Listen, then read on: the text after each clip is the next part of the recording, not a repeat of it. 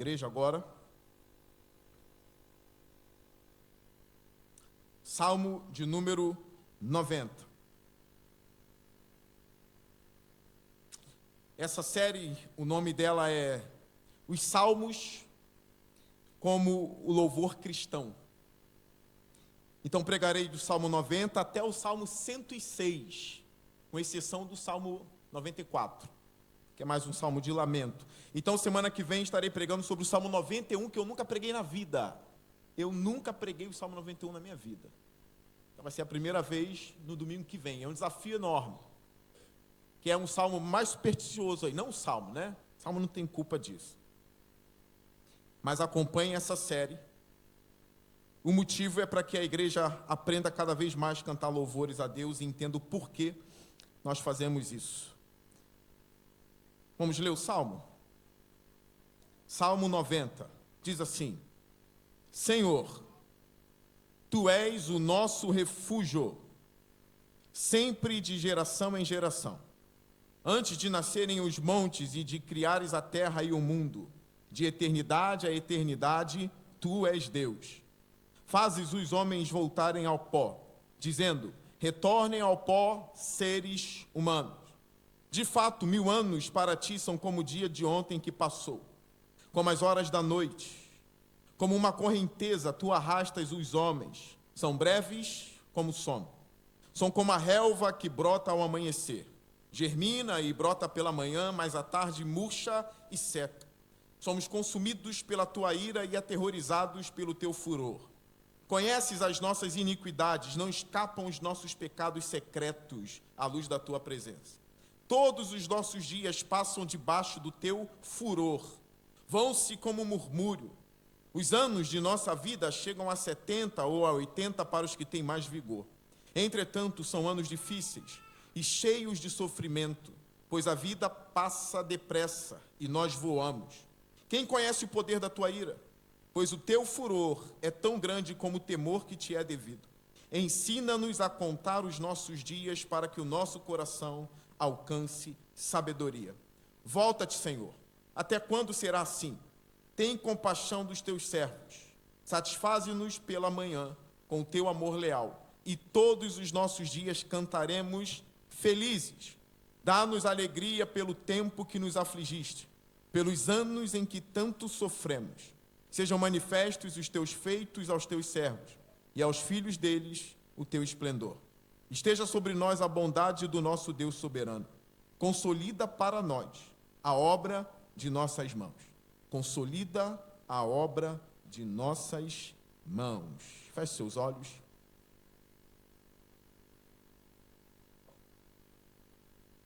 Senhor Deus, eu me coloco em tuas mãos como um vaso de barro, Senhor. Me use para a sua igreja e para mim mesmo. Que o teu Espírito traga palavra de encorajamento, exortação e consolação para a sua amada igreja, Senhor. Eu me entrego a ti, em nome de Jesus. Amém.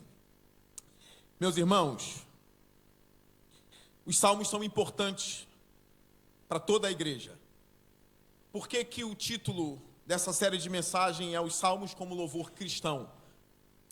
Eu peguei emprestado esse título do erudito do Antigo Testamento, Bruce Waltke.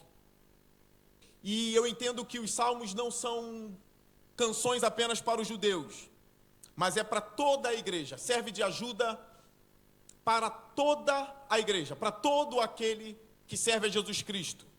Jesus cresceu na escola dos salmos.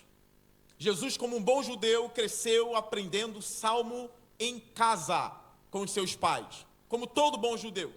Apóstolo Paulo também cita muitos salmos, o Pedro cita salmo, o salmo permeia o Novo Testamento. Porém, salmo, ou a essência dos salmos, é simplesmente o louvor. A essência de todo saltério é louvor. Tanto é que o nome desse livro, na Bíblia hebraica, significa louvores. São louvores, se eu não me engano o termo é terrilim, louvores. Louvores entoados a Deus. Isso é importantíssimo para toda a igreja.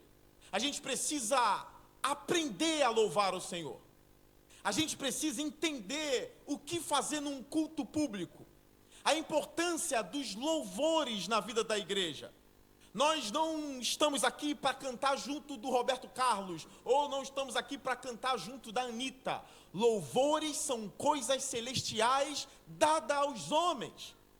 Eu quero ler algo que o C.S. Lewis, porque eu tenho a minha teoria sobre adoração e sobre louvor, e eu não vou repetir, que eu já passei 10 anos falando e demonstrando a semelhança da beleza com o louvor e a santidade do Senhor. Não vou fazer isso hoje. Então eu quero ler o C.S. Lewis, um trechinho bem pequenininho.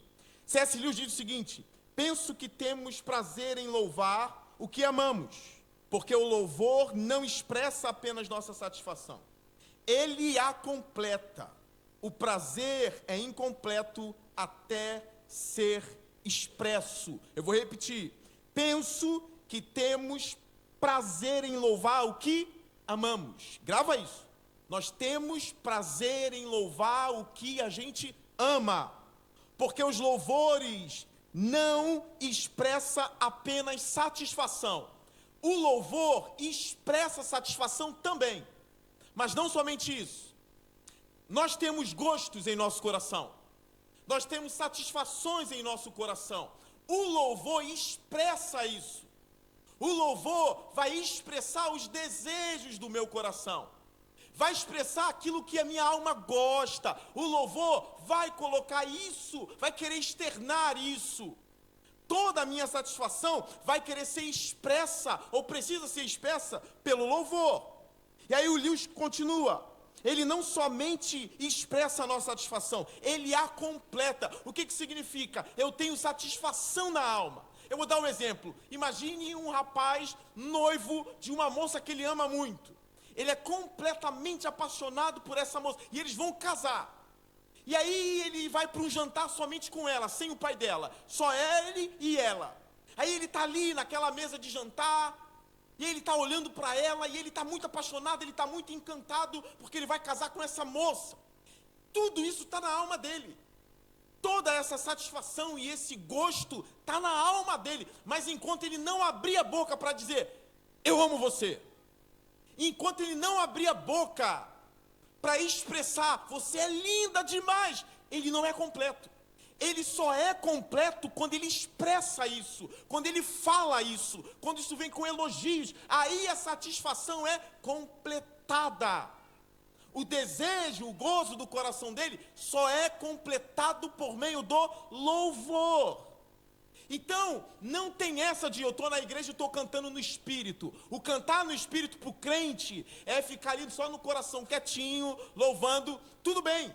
Tem momentos seus que você está ali prestando atenção no que está sendo proclamado, no que está sendo cantado. Mas se você nunca canta, a sua alma, o seu gosto e a sua satisfação nunca é completada. Agora volte para a cena desse rapaz que vai casar com a menina. Ele está ali se segurando. Quando ele diz, tu é linda demais, o que vem? Completou. Era isso, o louvor completa as minhas boas sensações. Eu preciso falar. Aí o Bruce Waltke, para completar, diz o seguinte: como a pessoa sem pulsação, e como a pessoa que está sem pulsação está clinicamente morta, da mesma forma a pessoa que não louva a Deus está espiritualmente morta. Aqui já vai mais uma exortação para a igreja. Se a gente não louva ao Senhor, se a gente não expressa o nosso amor, o nosso deleite com cânticos, estamos espiritualmente mortos. Como um corpo sem pulsação. Uma igreja que não canta está espiritualmente morta. Aí a gente chega, isso aqui é uma celebração.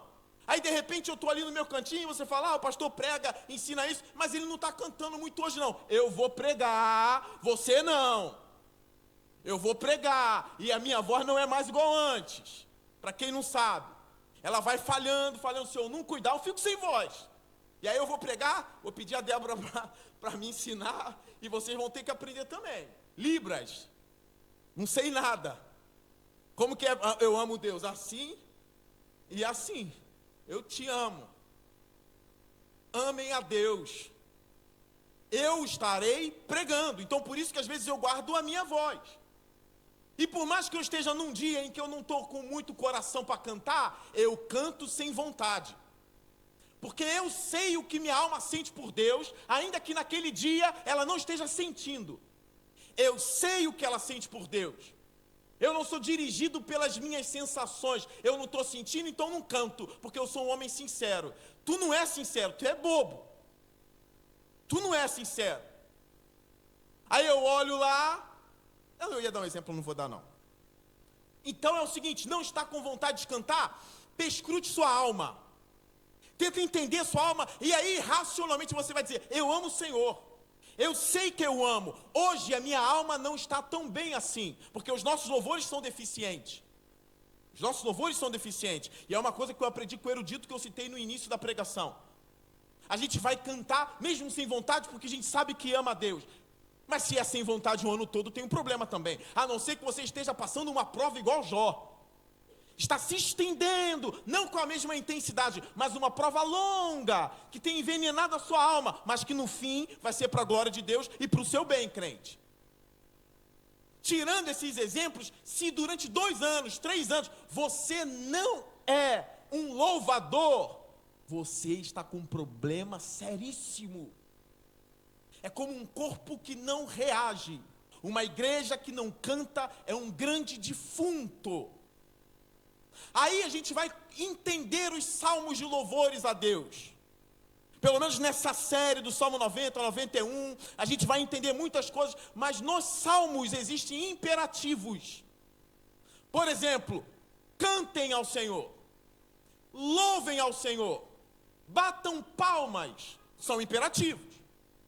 Os imperativos nos estimulam porque a nossa adoração e o nosso louvor são deficientes. E precisam ser estimulados. Então o saltério está aí para isso. Estimular o povo de Deus a cantar. Louvem ao Senhor. Todo ser que respira, cante ao Senhor. E a gente é estimulado por esses imperativos. Tem crente que não gosta de imperativo. Por exemplo, tem crente que não obedece o litúrgico. Tem crente que não obedece quem está dirigindo o culto. Quem está ali fazendo ou estimulando a igreja a adorar a Deus de forma melhor. Tem gente que não obedece o litúrgico. Por exemplo, se o litúrgico disser o seguinte, levante suas mãos ao Senhor.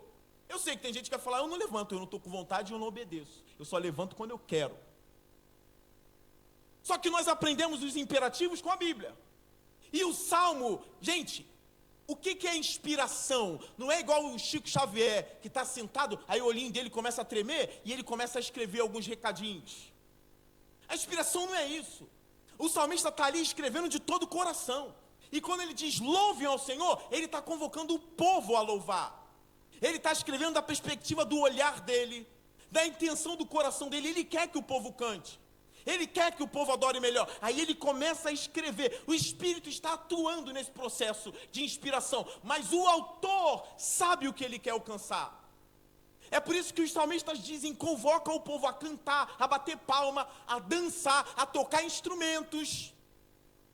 A ousadia deles é tão grande que ele chega a dizer, todo ser que respira, todo louve ao Senhor, todo ser. São imperativos, é para cantar ao Senhor. Então não é antibíblico dizer isso. Não é antibíblico dizer, cantem mais alto, louvem, porque não é para mim, é para o Senhor. Então não tenha vergonha dos imperativos. Se você está aqui, nós somos um corpo, estamos aqui para louvar e adorar o nosso Senhor. Vá no fluxo, caminha no fluxo. O ministro do louvor mandou levantar a mão, levante as mãos. O ministro do louvor mandou parar, para. O ministro do louvor mandou bater palma, bata. Isso não é lidar com robô, são imperativos que estimulam vocês a fazerem aquilo que precisavam e precisam. As nossas adorações, os nossos louvores precisam sim ser estimulados. Vocês sabem como eu me sinto mal, eu já falei com vocês sobre isso. Por isso que eu disse, vocês sabem, quando eu estou em um culto, que deveria ser um culto de celebração, e eu olho para a igreja, é um culto fúnebre, e eu fico procurando um defunto na igreja. Deve ser você. Eu estou no cemitério. um vale de ossos secos. Por que esse povo, e eu não me refiro a vocês, onde eu estiver por aí vagando, rodeando a terra, ou pregando numa outra igreja, se o culto é um culto fúnebre, aí eu procuro o pastor, eu olho, ele é o coveiro. Achei o coveiro. Pela cara dele, ele não canta, pô. Pela cara dele, ele taca-lhe salmo, Deus, na cabeça dele. Taca-lhe salmo. Que abra o saltério na igreja, o saltério em casa, e que o povo todo seja convocado a uma adoração. Existia convocações até para jejum. Não, no jejum, a autoridade de Israel, os profetas, o rei, convocou um jejum. Todo mundo tem que jejuar. O povo de Israel estava acostumado a lidar com imperativos, irmãos. Então, por isso que a gente está nessa série. Dê uma olhadinha no verso 14 desse Salmo 90. Óbvio que eu não vou começar daqui, né? Já estão até empolgados. Aí, pastor, já está acabando. Satisfaze-nos pela manhã com teu amor leal, e todos os nossos dias, o que está escrito? Cantaremos felizes. Por isso que são sequências de domingo aí, não sei quantos domingos, para a gente aprender a cantar melhor. Como igreja, fazer o nosso papel e louvar o nosso Deus. Verso 1. Senhor, Tu és o nosso refúgio sempre, de geração em geração. Antes de nascerem os montes e de criares a terra e o mundo, de eternidade a eternidade, Tu és Deus. Preste atenção. A estrutura desse salmo é a seguinte. Primeira parte, um diálogo direto com o Senhor. Como ele diz no verso 1, Senhor. Repare que não há mediações entre ele e Deus. Ele vai direto à presença do Senhor e ele diz, Senhor. O Bruce Waltke, ele bate muito na tecla do eu sou e do nome de Deus. Por mais que a gente não saiba o nome de Deus, como eu disse no sermão sobre o Pai Nosso. Deus, Jesus revelou o Pai como Pai. Ele não deu o nome do Pai. Aí o Waltke diz, não está o nome do Senhor, mas aqui eu vou traduzir e eu vou colocar como o eu sou. Aquilo que eu disse na semana passada, Yud Vav Rei. O nome do Senhor. São 4 letrinhas ali. Eu acho que eu falei errado, né? Não me importa. Nos importa saber que vamos direto hoje ao nosso Deus pelo sangue de Cristo. Mas por que eu digo que ele vai sem mediação? Não é que ele é independente, ele chega à presença de Deus quando ele quer, não. Ele não procura, por exemplo, a mediação de Abraão. Me achego a ti por meio de Abraão. Não, isso não existe na Bíblia. Não existe no Antigo Testamento nem no Novo Testamento. Ele chama o Senhor de Senhor, direto. Meu Deus, meu Senhor. Nós vamos ao nosso Deus por meio de Cristo, do nosso Senhor Jesus Cristo. Porém, eu preciso dizer algo a vocês. Conhecemos muito católicos. E o catolicismo está crescendo. Pessoas virando católicas por meio de ideologia. Conhecendo o conservadorismo e por meio do conservadorismo vai ao catolicismo. Não pela pregação e a exposição das Escrituras. Eu não conheço nenhum católico que virou católico pela exposição das Escrituras. Mas primeiro por uma ideologia que eles acham que é muito elevada intelectualmente, aí vai se aproximando do conservadorismo, vai escolhendo os seus políticos conservadores, aí daqui a pouco cai nos braços de Roma. Então eles começam a achar beleza nas mediações, a mediação de Maria, a mediação dos santos. E eles chegam assim, como que eu vou direto a Deus que é totalmente santo? Eu preciso ter humildade e ir ao Senhor, convocando alguns santos que já estão na presença dele, convocando Maria para ir comigo como mediadora ou intercessora minha. Não é costume dos irmãos da Bíblia. Ninguém se apegou a Abraão, isso não existia. Abraão era um símbolo gigantesco no Antigo Testamento. Ninguém se apegou a Abraão para ir a Deus. Novo Testamento, com Paulo, Pedro, nenhum deles foi a Deus por meio de Moisés, por meio de Abraão. Não. Eles vão direto ao Senhor, sem mediação, como diz o Bruce Waltke. Aqui ele fala direto, me perdoe, a Deus. Primeira parte do texto, um diálogo direto. A segunda parte, confiança, porque ele diz, tu és nosso refúgio, ainda no verso 1. Terceira parte, um lamento. Tinha que ter um lamento no texto. E aqui, essa parte do Salmo, está muito parecido com a literatura de Eclesiastes. Ele é meio mal-humorado em algumas partes, como o autor de Eclesiastes. Então tem um pouquinho de uma literatura sapiencial nesse salmo. Pastor, fala a nossa língua. Fala, tu já falou Yud Rei, Vav Rei, eu nem sei o que é isso. Fala a nossa língua. E eu não sou um cara dado a essas coisas. O que é dado ao hebraico, tá? Eu sei um pouquinho. Pastor, o que é literatura sapiencial? Grava, não é a literatura do sapo. Sapiencial é uma literatura de sabedoria. A Bíblia tem os seus livros de sabedoria. Escola dominical, igreja. Jó, uma leitura de sabedoria. Salmos, Eclesiastes, Provérbios, são literaturas sapienciais. Tem isso nesse salmo aqui. É um salmo cheio de sabedoria. Tem lamento, mas também tem uma pitada de sabedoria. Nós veremos isso aqui. A quarta parte, a petição. Uma petição por salvação. E a quinta parte, o louvor a Deus. Ele encerra o salmo com isso. Então, quando ele diz, Senhor, tu és o nosso refúgio, sempre de geração em geração. O que é um refúgio para a gente? Olha, um refúgio pode ser, por exemplo, a minha conta bancária, que não é. Mas poderia ser. Se fosse um valor alto, eu tenho um refúgio. O refúgio é um alicerce. O refúgio é algo sólido. O refúgio é onde eu me sinto seguro. Então, se você tem um bom plano de saúde, você tem um refúgio. Então, você não teme muito se o seu filho vai quebrar a cabeça, se vai sangrar, se vai abrir. Você até se preocupa, você fala, ainda bem que ele tem um bom plano. Você adoecer, você tem um bom plano. Isso é um refúgio. Você pode ter uma baita de uma empresa que você pensa, isso aqui não quebra jamais. É um refúgio. Uma carteira assinada é um refúgio. Agora, quando a gente diz, Deus, tu és o meu refúgio, quando o hebreu dizia isso, irmãos, isso é profundo para os hebreus. O hebreu está querendo dizer, no fundo, quem é o meu refúgio é o Senhor. Não é o exército de Israel. Nós sabemos que eles proclamavam isso. Não são os cavalos e os cavaleiros de Israel. Não é isso. Sempre quem deu vitória para Israel foi Deus. Deus deve ser o refúgio dos judeus e deve ser o refúgio da igreja. Não se apegar a essas coisas que ofuscam o brilho do Senhor. Não em comparação, porque Deus não pode ser ofuscado por nada, mas a nossa visão embaça. Quando a gente se apega a isso, não se apega a Deus, a gente vai deixando Deus como o nosso refúgio de lado. E aí o homem pode acabar tendo como refúgio uma pistola. Não, se vier um bandido aqui eu mato. É um no coco e outro no relógio.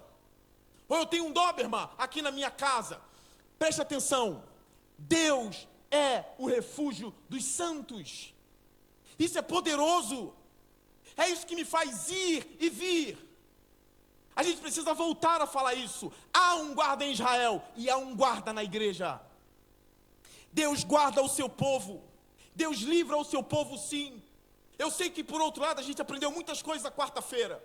Inclusive nessa quarta-feira, quando Paulo diz assim, eu sei que prisões me esperam. Todavia não me importo, porque eu não tenho a minha vida como preciosa. Isso é bom e precisa ser ensinado. Se eu morrer, morri, como Esté disse, né? Se eu perecer, pereci, tudo bem. Mas a gente não pode esquecer que Deus livrou Paulo da boca das feras também. E aí ele disse, o Senhor que me livrou e vai continuar me livrando. Essas coisas que nós aprendemos com os salmos, com os textos do Antigo Testamento, continua vigorando em nossas vidas. A gente precisa voltar àquele, eu piso aqui e nada me acontece porque Deus é o meu refúgio.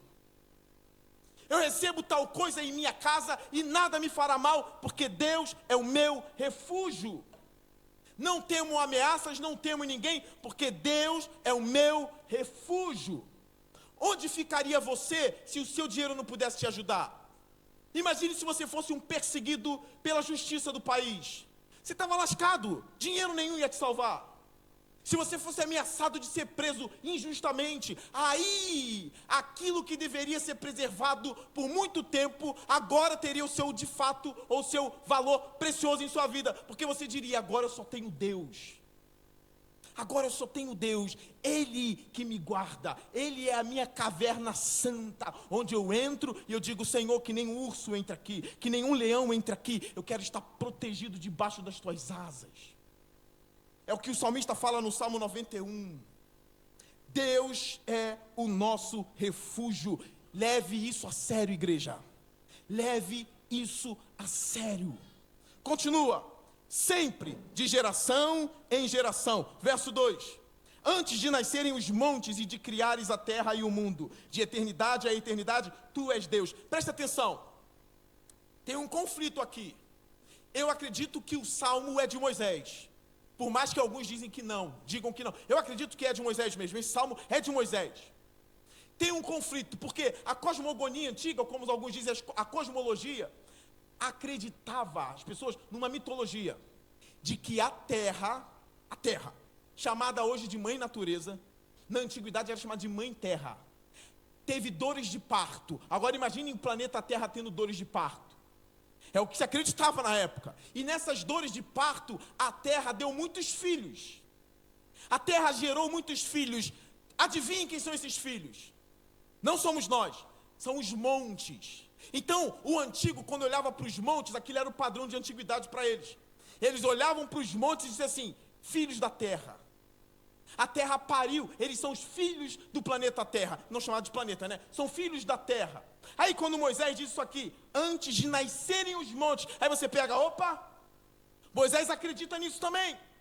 Porque ele usa essa linguagem, nascerem da terra, antes dos montes nascerem. Logo ele acredita que a terra pariu os montes, com uma dor de parto, e toma meus filhos aí. Repare no que Moisés vai dizer agora. Antes de nascerem os montes e de criares a terra, que é a mãe terra. Antes de criar, ele está colocando Deus como criador disso. Isso de alguma forma refutava a ideia antiga. Ele está escrevendo e Israel está aprendendo coisas que nenhuma nação aprendia.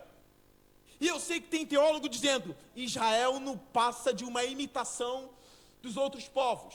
Inclusive o Deus El de Israel é um Deus que ele tirou dos outros povos. Não entende nada. Israel teve uma revelação especial de Deus. Quando diz, Deus criou os céus e a terra. Pronto, já distinguiu o Deus de Israel dos outros deuses. Não tem mãe terra. Deus é o criador de tudo. Dos montes, do mar, de todos os animais, dos homens, das estrelas. Antes dos montes nascerem e de criares a terra e o mundo, de eternidade a eternidade, tu és Deus. Agora eu quero te convocar para um lugar mais profundo. Eu tinha um professor no seminário que quando ele entrava numa matéria profunda, ele dizia para a turma toda: tire a sandália dos pés porque agora a terra é santa. Aí ficava um olhando para o outro, o que ele vai ensinar agora? Por que agora a terra é santa? Por que os alunos de teologia têm que tirar as sandálias dos pés? Aí normalmente o assunto era a trindade. Até para debater a trindade tinha devoção. Cuidado, porque agora a terra é santa. Alunos, tire a sandália dos pés. Vocês têm noção do que é de eternidade a eternidade? Tu és Deus. Você sabe o que é isso? Esse nosso Deus, como que a gente descreve Ele para uma pessoa? Às vezes eu fico paralisado e limitado pela minha própria pequenez, porque eu quero dizer quem o meu Deus é. Eu quero proclamar, eu quero chegar no ápice, mas eu nunca chego. Eu digo: Senhor, eu sou um arauto, eu quero proclamar, mas eu não estou conseguindo, está indo só até aqui, Senhor. Eu não consigo, eu quero dizer quem Tu és. Aí entre os termos, é inefável, é inescrutável, eu não consigo traduzir para vocês o que significa isso, de eternidade a eternidade. Tu és Deus. Como? Se Ele é antes do tempo, não tinha eternidade e antes de tudo isso. É uma linguagem de acomodação. Quem é esse Deus? Estrondoso, gigantesco, maravilhoso. Nós não conseguimos descrevê-lo. Como pensar em um ser racional, inteligente, acima do tempo e do espaço? Como pensar nisso? Como deitar a cabeça no travesseiro e dormir como se o nosso Deus fosse um pouco maior do que a gente? É por isso que é triste quando a gente vê alguns sermões, alguma igreja colocando Deus como se fosse um pouquinho maior, ensinando a membresia a encurralar Deus, ensinando a membresia a decretar coisas, a declarar coisas. Não entende a potência que é o nosso Deus. Não consegue entender a grandeza dele. Moisés disse: de eternidade a eternidade, tu és Deus. Uma vez eu preguei, há 15 anos atrás, eu preguei um sermão e eu lembro, eu nunca mais esqueço das frases que eu montei no sermão, a forma que eu pintei o sermão, a forma que eu, não é que eu pintei literalmente, tá? É como se fosse uma obra de arte. Eu falei da Mãe Terra que tem luz, ela dá a luz aos montes, né? O pregador dá luz a sermões, e é uma dor lascada. A gente pinta, bota tinta errada, e como é que eu apago agora? A gente tenta aí colocar, e eu lembro que eu montei um sermão, e eu falei: caramba, esse sermão está muito bonito, esse sermão está incrível, esse sermão é não sei o que lá, e eu achei que eu ia conseguir explicar Deus. E aí foi que eu lancei um monte de coisa embolada. Olha, onde estava o tempo e o espaço quando Deus criou tudo? Por que Deus criou tudo que criou no momento que criou? Por que Ele não criou tudo que criou 5 minutos antes de criar? Aí mas 5 minutos também não existia para Ele criar 5 minutos antes de... Olha só como esse Deus é. E aí tu quer colocar Ele numa caixa? E aí você quer dizer: tu não me deu na hora que eu quis? Eu queria tanto isso, mas o Senhor não me deu, eu estou bravo contigo. Dobre a tua língua. Como contender com um Todo-Poderoso? Aí a gente tem que dobrar o joelho, dobrar a língua, curvar a face e dizer: tu és estrondoso.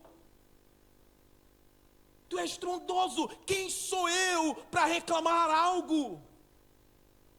É difícil, mas quem sou eu? Ele é gigante, Ele é grande.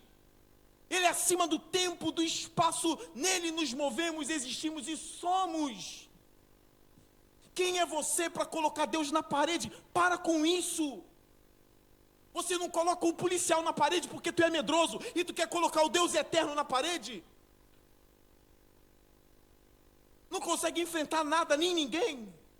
E a Deus quer enfrentar, a Deus quer encurralar. Por que não me deu isso? Por que não me deu aquilo? Por que fulano tem e eu não tenho? Porque, para! Ele é muito elevado. A teologia nos ajuda na área da humilhação.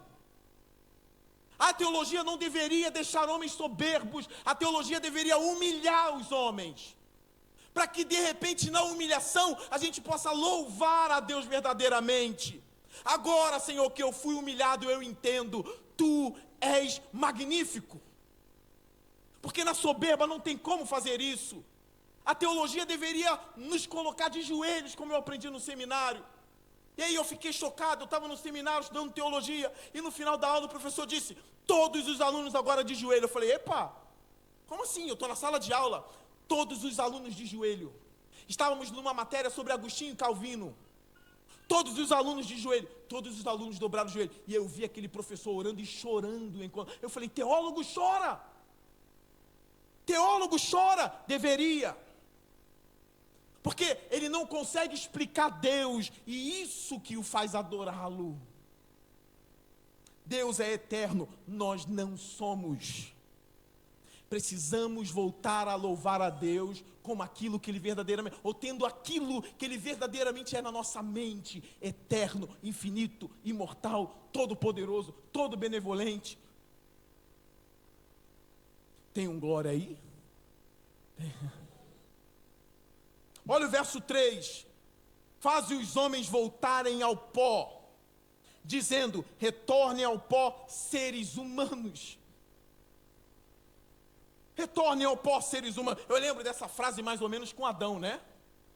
Você veio do pó e do pó voltará. Repare nisso. Você veio do pó e ao pó voltará. Crente não deveria ter o nariz empinado. Crente deveria ter o nariz para baixo. Só empinar o nariz quando for olhar para o céu para orar. Como o publicano orou batendo no peito. Parecia que ele ia se vangloriar porque ele batia no peito. Eu não vou olhar para o céu, mas ele batia no peito. Aí quando ele batia, ele dizia: eu sou o pecador. Tem misericórdia de mim. Retornem ao pó, seres humanos. Verso 4, de fato 1000 anos para ti são como o dia de ontem que passou. Essa expressão virou histórica por causa do apóstolo Pedro. Quando ele diz, tem zombadores dizendo que o dia do Senhor ainda não veio. Tem zombadores dizendo, olha, até agora não aconteceu, como tem nos dias de hoje. A igreja fica nessa aí esperando Jesus e Jesus nunca volta. São tolos, Jesus nunca vai voltar. Qual é a resposta que nós aprendemos? Vocês não sabem que para Deus um dia é como 1000 anos e 1000 anos como um dia? Aí você pega a vida de Matusalém, que praticamente viveu 1000 anos, como está relatado em Gênesis. 1000 anos. Deus olha, Matusalém, anjo Gabriel, anota aí, um dia de vida. Ainda mais a gente que chega a 70 e a 80. Isso é muito pequeno comparado a Deus. Repara, Deus é eterno, o homem... Quando Deus olha os tempos, para Deus, 1000 anos é como um dia de ontem que se passou. Não é nada. Como as horas da noite. Verso 5, como uma correnteza, tu arrastas os homens, são breves como o sono. Repara na linguagem. Como uma correnteza, tu arrastas os homens. Os hebreus não tinham esse dualismo que a gente ocidental tem. Não, se a morte chegou, é porque Deus tentou impedir, mas alguém que está contra Deus foi mais forte. A gente não proclama isso, mas a gente tem esse dualismo. Não, se aconteceu uma catástrofe, Deus não tem nada a ver com aquilo. Com o judeu não era assim, não. Com o judeu eles vão dizer, Senhor, por que fizeste isso? Jó dizendo, aceitaste o bem de Deus e não o mal. Na mentalidade judaica, Deus era soberano sobre tudo. Não desses judeus de internet hoje aí. Eles acham que tem a mesma mentalidade dos judeus de antes, mas não tem. Eles não têm a mesma teologia. Eles acham que tem, mas eles não dominam o texto. Eles erram o tempo todo. Não é como os de antes, os bíblicos. Eles não conseguiam ver um momento, algo acontecendo na história, sem Deus estar envolvido. E como que eles acham, como eles consertavam isso na cabeça, pastor? Não consertavam. Eles não tinham as angústias que a gente tem. Não, isso precisa harmonizar. Olha, isso precisa fechar. Eu preciso entender. O hebreu não tinha isso. É por isso que o apóstolo Paulo, ele insiste em dizer, quem és tu? Porque ele aprendeu o Antigo Testamento. Quem és tu, homem, para contender com Deus? Ele conhecia muito bem a Bíblia hebraica. É por isso que ele usa essa linguagem. Tu arrastas os homens, são breve como o sono. São como a relva que brota ao amanhecer, germina e brota pela manhã, mas à tarde murcha e seca. Quem é o homem diante de Deus? Quem é um homem nessa vida? Eu vendo um filósofo, eu vou dar o nome dele, Pondé. Quando perguntam a um Pondé sobre a brevidade da vida, o Pondé tenta não pensar muito sobre isso. Ele é meio chiquezinho falando. Ele diz assim, eu não sou um ateu chato. Eu sou um ateu, mas que não tem raiva de Deus. Eu sou um ateu que não tem raiva da religião. Aí ele fala sempre meio chiquezinho, né? Ah, Pondé, isso aconteceu. Não, nunca pensei nisso. E o momento da morte? Não, isso aí...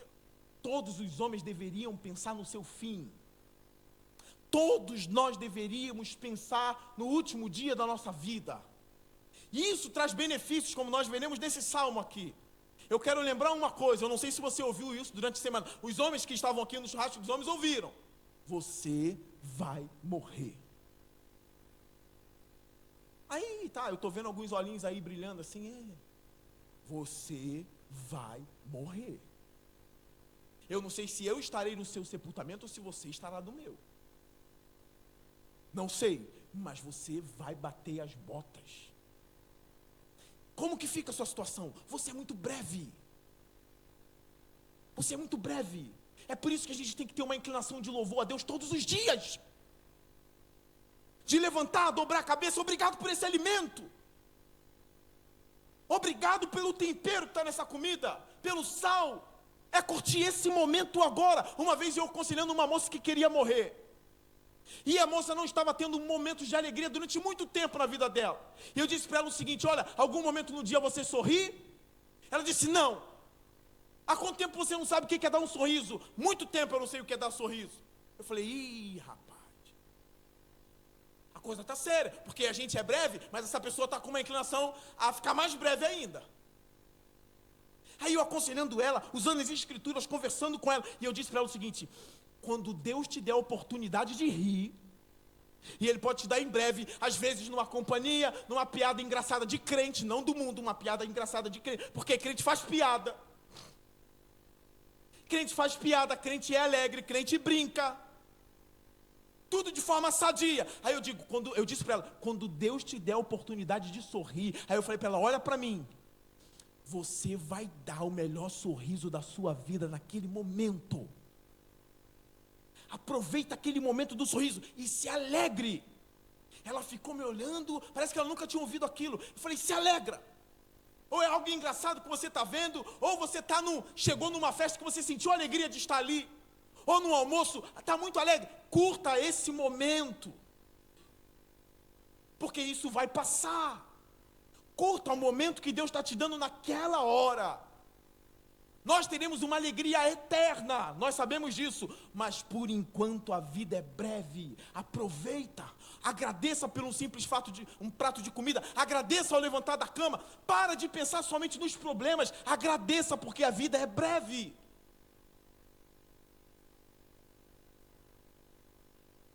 Olhe para uma criança, dê um abraço nela de forma saudável, beije seus pais. Olha no espelho e para de ficar o tempo todo, eu sou muito feia, que não sei o quê. O homem é a mesma coisa, olhando no espelho, eu sou um derrotado, minha vida. Olha no espelho e diz, eu sou imagem e semelhança de Deus, e o pecado nos destruiu, por isso somos breves, mas Deus virá e resgatará o seu povo. Olha no espelho e diz, tu és de Deus, e vá trabalhar, porque a vida é breve. Isso deveria incitar louvores nos nossos lábios. Como eu vou louvar sabendo que eu sou breve? É por isso você é breve, por isso você vai louvar e não vai perder tempo. Você vai andar com Deus. Somos como uma relva. Verso 6, germina e brota pela manhã, mas à tarde murcha e seca, vai embora. A gente é isso. Eu fico olhando os governos do mundo. Sempre tem gente soberba. Veja o ditador da Rússia, que na minha opinião é um ditador. Ele está achando que o dia dele é o quê? É eterno? Ele vai morrer. A morte é um brado. A morte é um brado aos homens. E a morte está dizendo, vocês não podem vencer. Conquistou? Parabéns. A morte é um estraga-prazer. Pastor, eu comprei um carro que eu tanto queria. Aí a morte diz, mas tu vai morrer. Conseguiu o doutorado, vai morrer. Você vai morrer. Conseguiu uma boa esposa, tu vai morrer. Meus filhos são obedientes, você vai morrer. A morte é um estraga-prazer. Aí vem Jesus, mas se crê em mim terá vida eterna. Deus é vida. Aplauda ao Senhor.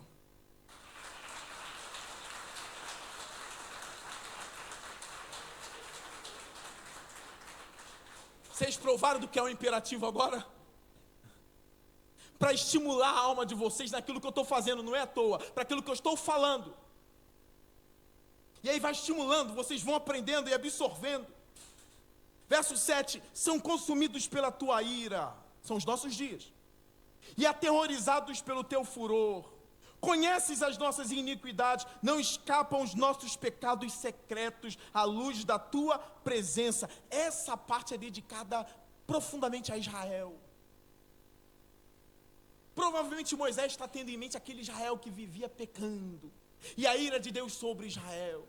E eu estou com outros estudiosos, isso serve para Israel, mas se amplia para o mundo todo, porque todos pecaram e foram destituídos da glória de Deus. Logo, Deus não é um Deus bravinho, sem vergonha lá não, Ele está irado com o pecado.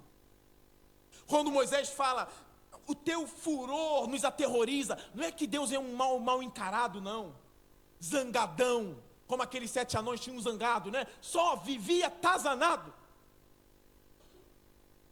igual muito crente.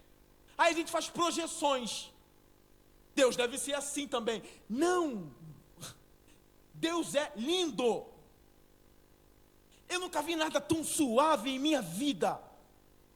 Eu nunca vi um abraço tão gostoso, paternal, como o de Deus. Agora, não brinca, porque Ele odeia o pecado. E os homens estão dados a isso. Moisés está vendo Israel que caía, tropeçava, caía de novo. Um Israel selvagem, blasfemo. Muita morte acontecendo no deserto, muita morte acontecendo no arraial. Somos consumidos pela tua ira, isso é por causa do pecado. Aterrorizados, a ideia dos ossos tremendo dentro do corpo, aterrorizados pelo teu furor. E aí entra no pecado. Conheces as nossas iniquidades, olha isso. Não escapam os nossos pecados secretos. Aqueles que ninguém sabe, Deus sabe. Por isso que é bom ser sincero com Deus. Por isso que semente no psicotécnico do concurso que tu passou. Para Deus não tem como. Por isso que com Deus é melhor chegar, Senhor, eu estou todo errado. Já estou me adiantando aqui, Senhor. Eu não presto a Deus, mas eu queria prestar. Dá-me a graça de prestar. Dá-me a graça de ser mais humilde. Dá-me a graça de ser mais amoroso, Senhor. Dá-me a graça de não ceder aos vícios da alma. É melhor ir ao Todo-Poderoso assim. E você ganhará o abraço de Deus. Deus não rejeita um coração contrito e quebrantado. Ele rejeita o soberbo. Ele conhece as suas iniquidades secretas. Ele sabe como muitos têm cara de anjos e coração de demônio. Ele sabe. É melhor dizer, Senhor, quem está em tua presença é alguém com cara de anjo e coração de demônio. Oh. Eu imagino que até os anjos vão olhar um para o outro. Eita, que confissão é essa? Aí se a gente for católico, o anjo vai falar, abençoa ele, cuida dele sim. Maria, vem cá. Deus é misericordioso. Não escapa dele os nossos pecados secretos, nada disso. Verso 10. Os anos de nossa vida chegam a 70 ou a 80. Mas como ele diz isso se Moisés mesmo viveu mais de 120 anos? Ele está falando isso com o olhar do observador. Ele viveu, mas a maioria caiu antes. A maioria não chegava a 80. Ele está vendo isso no arraial. Aí ele olha para o arraial, aí ele vem, parece o Eclesiastes. Não o homem Eclesiastes, está o livro. Aqui é 70, no máximo 80. E todos eles passam debaixo da tua ira. São dias difíceis. Entretanto, são anos difíceis e cheios de sofrimento, pois a vida passa depressa e nós voamos. Não é que eles viram pássaros, é porque eles são rápidos. Eles morrem muito rápido. E eu digo do brado da morte mais uma vez. A morte diz, homens, vocês não podem vencer. Homens, vocês não podem, essa luta vocês não podem lutar. Pegue seu escudo. Eu uso escudo e espada porque eu gosto muito de filme de espada. Eu não gosto muito de filme de tiro, a não ser o John Wick. O John Wick, o Protetor e o Resgate do Soldado Ryan. Eu acho que quando botou uma arma, eu prefiro espada. Eu gosto de ver cortando assim, o Gladiador. Eu gosto, então pegue a sua melhor espada, o seu melhor escudo e vai encarar a morte. Homens, vocês não conseguem. Ali, Alexandre o Grande sucumbiu. E como disse um escritor da antiguidade, falando sobre o Júlio César, tanta glória, César. Aí quando ele viu o sepultamento, para tão pouco, tanta glória, para tão pouco, o imperador morreu. É uma batalha perdida. Isso me leva a Cristo, porque Cristo diz, ninguém tira a minha vida de mim. E aí, quem pode lutar? Cadê o escudo de Jesus? Qual espada ele usou para enfrentar a morte? Ninguém tira a minha vida de mim, Jesus disse. Eu a dou voluntariamente. Ninguém a tira de mim. Cadê a morte para dizer para ele, essa luta tu não pode? Com ele não. Aí eu fiz uma poesia, aí eu quero mais ou menos, é poético, por favor, não é doutrina, é poesia. Eu vou citar avulso. Imagine Jesus na cruz morrendo e a morte vem a ele como veio a todos, só que com ele é diferente. A morte chega no ouvido, Senhor, tu tem que ir, né? Mas eu não sou digna de te levar. Senhor, tu está pendurado, mas eu não consigo. Aí eu imagino Jesus olhando para ela, aí ela diz, boa tarde. Não, se bem que é boa noite, que meio-dia virou noite. Eu dou bom dia ou boa noite, Senhor? Aí Jesus vira para a morte, vá logo ao ponto. Eu preciso te levar, mas eu não consigo. Tu és a vida. Como eu vou matar a vida? E aí Jesus diz: calma, tu é minha inimiga, inimiga do povo. Morte, aguarde. Aí ele diz: Pai, a ti entrego o meu espírito. Aí ele morre. Mas a morte não conseguiria matá-lo se ele não quisesse. Qual é a minha espada e o meu escudo? Cristo. Quando estiver morrendo, olhando na cara da morte, poesia de novo, porque ela não tem cara, diga: cadê Cristo? E vá. Depois me procure que eu passo essa poesia para vocês. Nós não conseguimos lutar, mas Cristo a derrotou. Como é a aplicação para a igreja, para dias que são breves? A aplicação é: em Jesus temos vida eterna.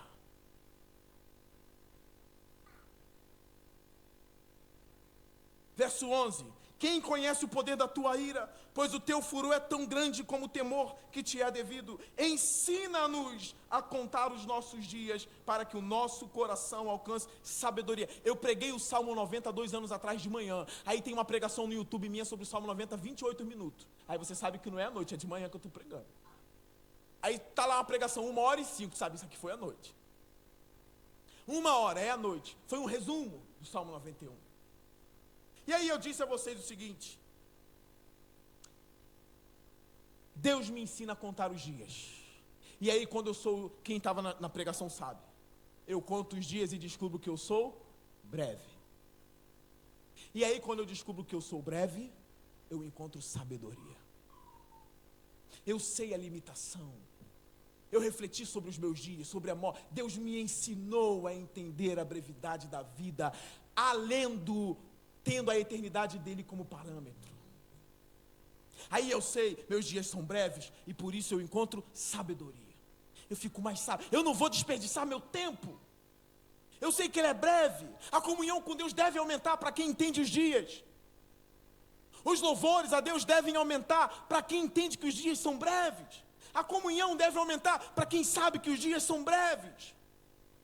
Como diz Leonardo Ravenhill, 5 minutos na glória, e eu desejaria ter orado mais, pregado mais, jejuado mais, feito mais.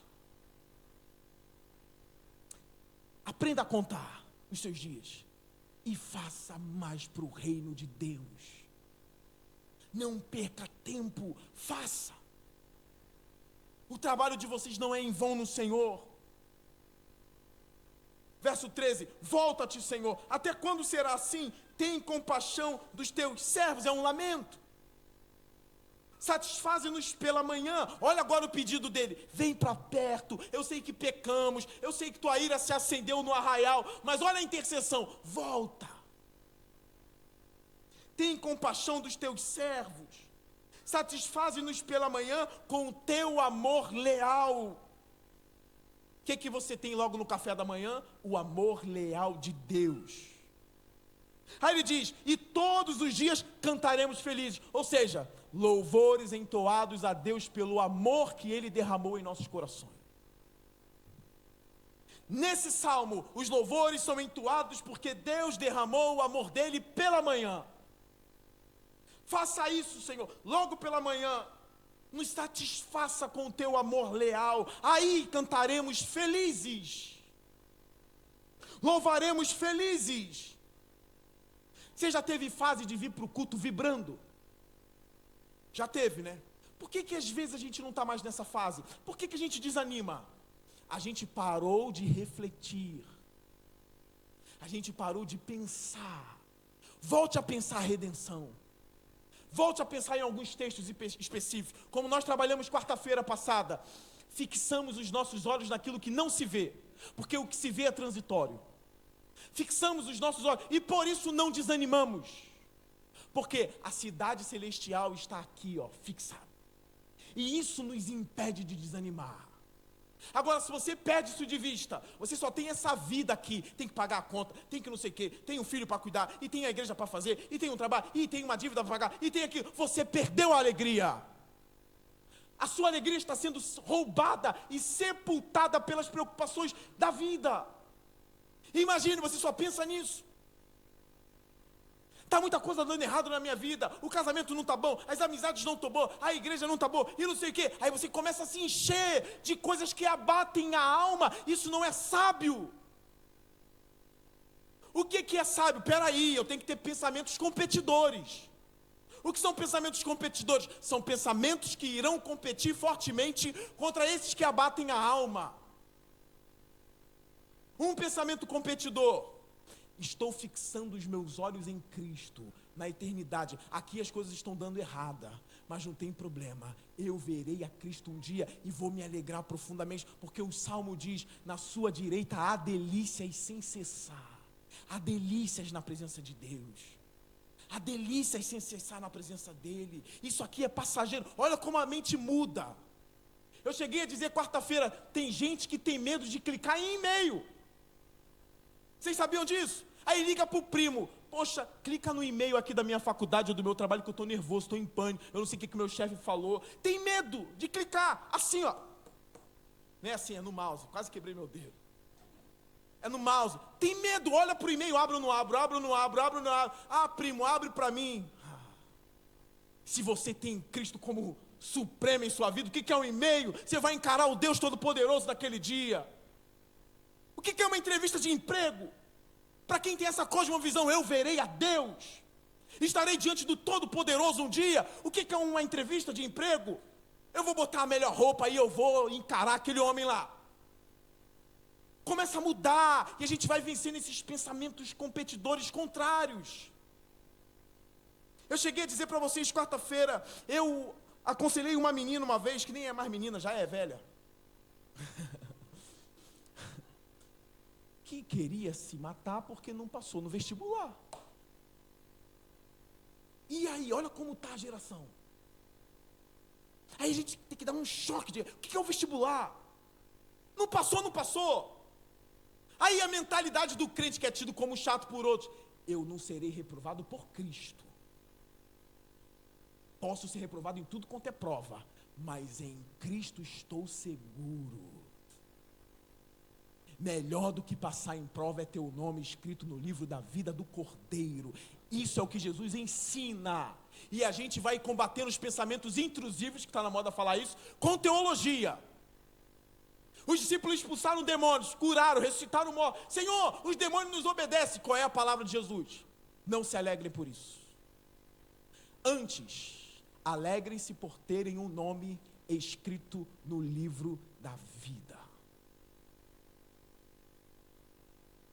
Essa é a nossa alegria. Verso 15: dá-nos alegria pelo tempo que nos afligiste, pelos anos em que tanto sofremos. Compensa, Senhor. Não tem problema orar assim, tá? Eu já sofri tanto nessa vida. Fala para Deus: ó Deus, eu já sofri tanto. Aí tu ora assim: compensa, Senhor. Compensa. Me dê anos de alegria agora. Coloca pessoas especiais na minha vida. Me dá uma nova igreja. Me dá um novo amigo. Bota pessoas leais na minha companhia que só tem tralha. Compensa, Senhor. Aí teve o peregrino ontem aqui nas crianças, né? Aí tem o auxílio que tira ele do poço, do buraco, né? Aqui. Agora foi uma criança que tirou do poço, né? Põe pessoas assim na minha vida. Aí um teólogo disse o seguinte: o sentimento de felicidade que compensa todo o sofrimento da vida. É isso que ele está pedindo. É um sentimento de felicidade que compensa todo o sofrimento da vida. Deus pode fazer isso. Ele pode preencher a nossa alma, como Ele fez com Jó. Deu tudo em dobro. Compensa os anos, Senhor Deus. Dá-nos alegria pelo tempo que nos afligir. Volta, Senhor, eu já não me alegro mais. É tudo debaixo do teu furor. Eu sei que eu pequei, meus pais pecaram, nós somos dignos da ira, mas tem misericórdia e compensa. Ore assim: compensa os dias de sofrimento. Com o quê? Me dando alegria, Senhor. Verso 16: sejam manifestos os teus feitos aos teus servos. Já não é mais um Israel rebelde, agora é um Israel composto de servos. E aos filhos deles o teu esplendor, Senhor. Sejam manifestos os teus feitos aos teus servos, Senhor. Queremos ver, Senhor, os teus feitos. E aos filhos deles. Esteja sobre nós a bondade do nosso Deus soberano. Isso aqui é profundo. Esteja sobre nós a bondade do nosso Deus soberano. A bondade de Deus é uma coisa incrível. Quando o Salmo 23 diz, ó, tua bondade me perseguirá, ele não está brincando. A sua bondade me seguirá. Onde eu for, a bondade de Deus me seguirá. Isso não é uma brincadeira. Sei que a bondade e a fidelidade me perseguirão todos os dias da minha vida. Nos dê a sua bondade, ó Deus. E ele termina, consolida para nós a obra das nossas mãos. Consolida a obra das nossas mãos. São as boas obras de um povo que agora é servo sábio. Não é mais aquele povo do deserto, blasfemador. Agora consolida as nossas obras. São as obras de um Israel servo e sábio. Que está procurando a sabedoria, contar os dias e que é chamado de servo agora. Consolida, até mesmo para os filhos provarem desses frutos. Consolida essa obra, Senhor. Solidifica isso que a gente nem pode solidificar. Faça isso por nós, ó Deus. Que os nossos louvores ao nosso Senhor sejam louvores diferentes. Que a nossa igreja viva um momento diferente de adoração e de louvor a Deus. Eu quero terminar dizendo, olha, se Deus começar a dar alegria ao seu coração, manifeste isso a outros. Manifeste isso publicamente no culto. Levante suas mãos. Tiago diz o seguinte: há alguém que está sofrendo entre vós?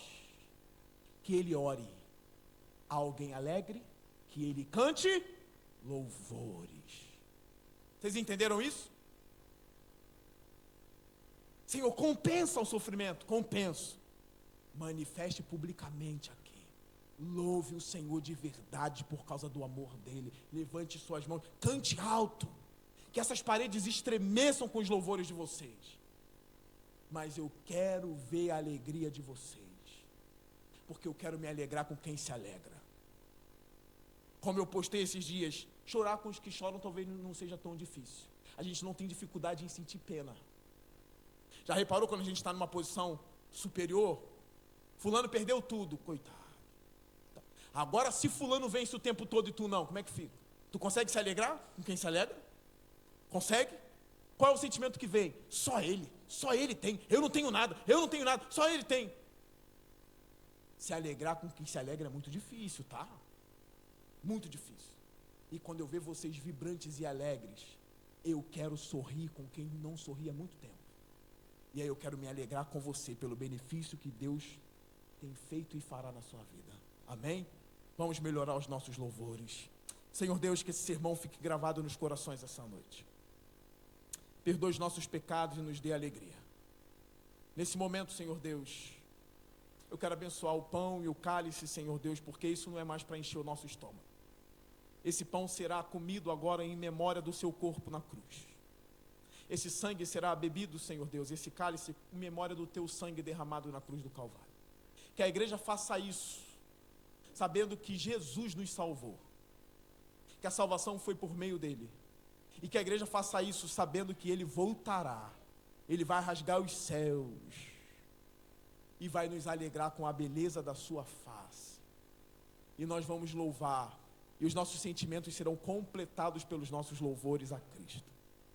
Em nome de Jesus, Pai. Amém.